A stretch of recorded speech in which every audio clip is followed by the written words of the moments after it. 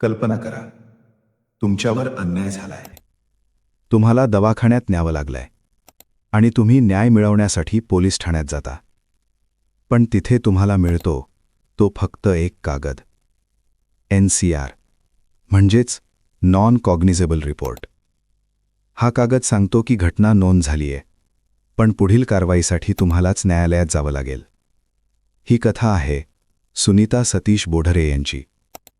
माहितीनुसार त्यांच्यावर गंभीर मारहाण झाली.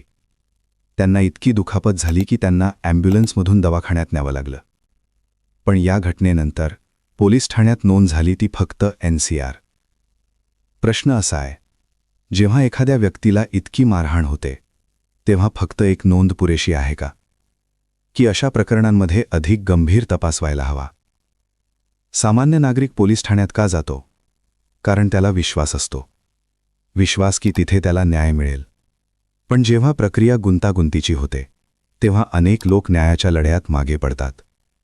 वेळ, पैसा आणि कायद्याची गुंतागुंत हे सर्व सामान्य माणसासाठी मोठं आव्हान असतं. म्हणूनच प्रत्येक घटनेत पारदर्शकता आणि योग्य तपास होणं अत्यंत महत्त्वाचं आहे. कारण न्याय फक्त कागदावर नसावा, तो प्रत्यक्षात मिळाला पाहिजे.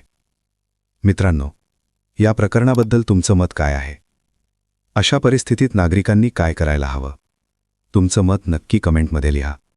हा व्हिडिओ जास्तीत जास्त लोकांपर्यंत पोहोचवा. लाईक करा, शेअर करा आणि चॅनल सबस्क्राईब करायला विसरू नका. जय हिंद.